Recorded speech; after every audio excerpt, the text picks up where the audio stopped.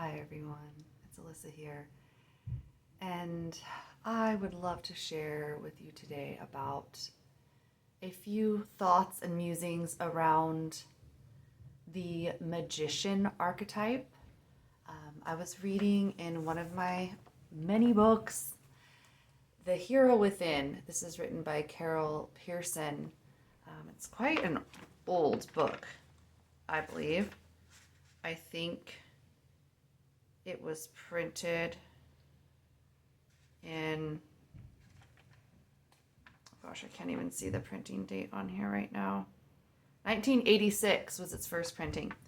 So, Carol talks about I almost said musician, the magician in this book in a myriad of ways. And I just wanted to share a couple passages with you because I've been thinking a lot recently about how we have this ideal version of ourselves, something that we would love to become, that we can sense is within us, and it often drives us and compels us to move forward, to move towards something that we feel that we are innately destined for.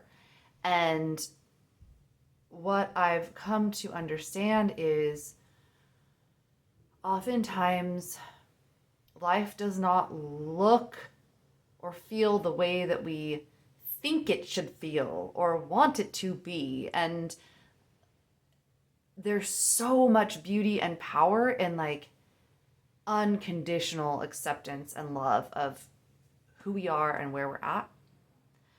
And just, it's an internal experience of allowing your body to really rest in the knowing that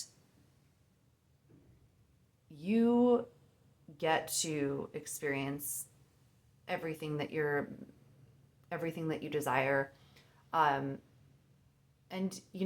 part of that is just sort of doing your part, right? But the unfoldment of it doesn't look like what we think it's going to look like. I guess that's my point, okay? After a lot of rambling.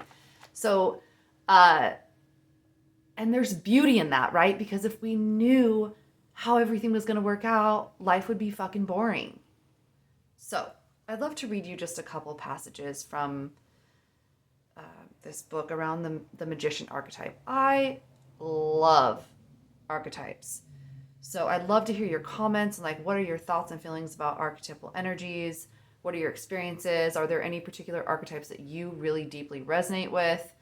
I feel like archetypes are a really powerful way to understand ourselves because they're collective energy patterns. So they're like the warrior, the magician, the fool, the lover, the saboteur. All of these archetypes are energy patterns that we are, it's sort of like an imprint, I believe, that we can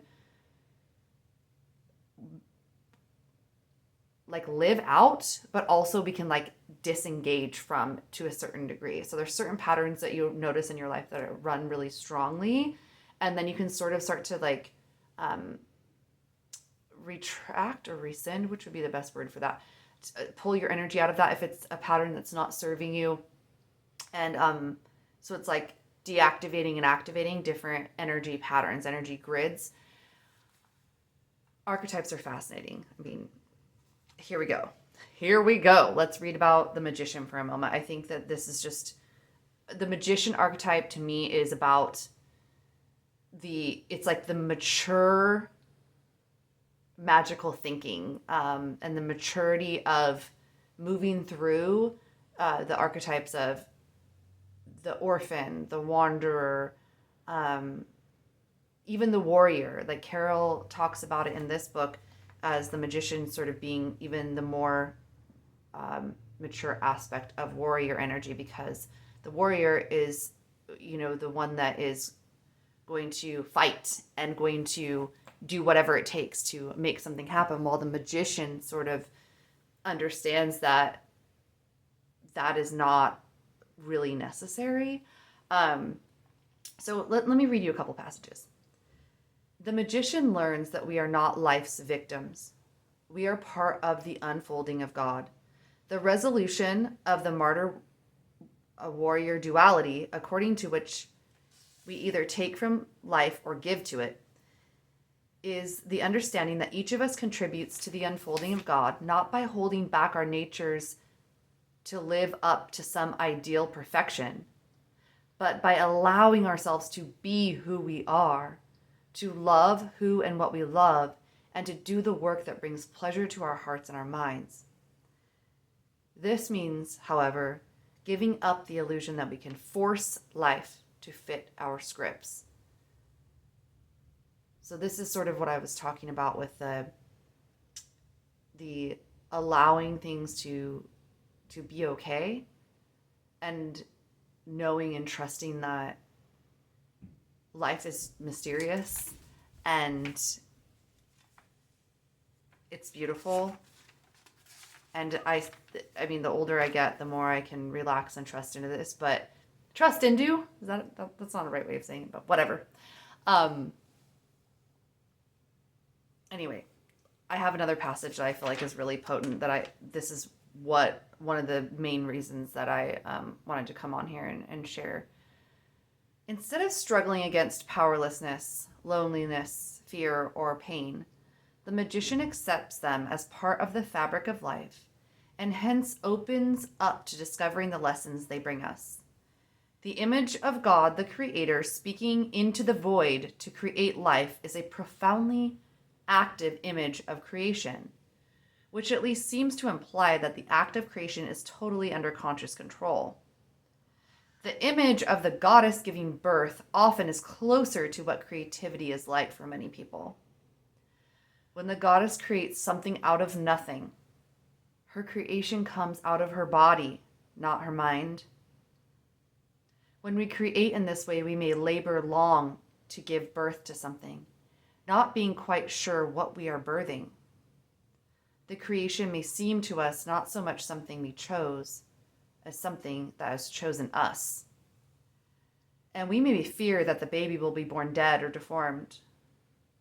There are few certainties about it. And once the process is underway, it takes on a life of its own. We stop it only at risk to our own life. Oh, I think that this passage is so powerful because it talks about the creative process. The artist, really, all of us are creators and artists in a myriad of ways, whether we are, in the arts, the performing arts, or whatever. Doesn't really matter. We're creating our lives, co-creating all the time, and in pretty much everything we do, whether we recognize that or not. And I think that this passage is so beautiful because it speaks to the power of our creative capacities, and also the consequences almost if we try to stop something that wants to move through us, which I have so much experience in this, and of struggling with that, the suppression or the repression of creative energy and what that can do to you. And so I just really want to share with you that if you're experiencing that, you are totally not alone in that, and that this is exactly what I work with people to support you in, is to birth that creative baby. It is like the most fun thing for me to support people in, because what is more powerful than witnessing something going from formless to form, something that is in the ethers, coming from your imagination, not manifest here in physical reality, and you bring it through. And in that whole process, there's so much that we experience, and oftentimes alone. And I am all about that inner alchemy, and really understanding what it takes to bring something from formless into form. And I have created a program for artists to work through that inner alchemy, because oftentimes like we'll see, you know, a piece of art or hear a song or watch a performance, and for all of you artists out there, you know that it's not just that end piece, that's just like that. There's so much that goes into that, and there's so much internally that we battle with that oftentimes people just don't even see or know. And ultimately, I think it's like this huge accomplishment and triumph just to be able to create something that we really love and we're proud of, and then be able to share that with the world. And this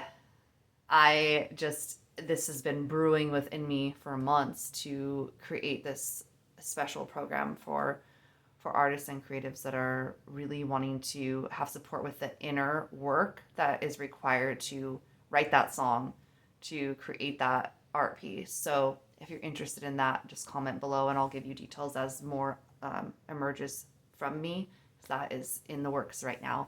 So I hope you enjoyed this little mini exploration of the magician and just riffing on life musings in general.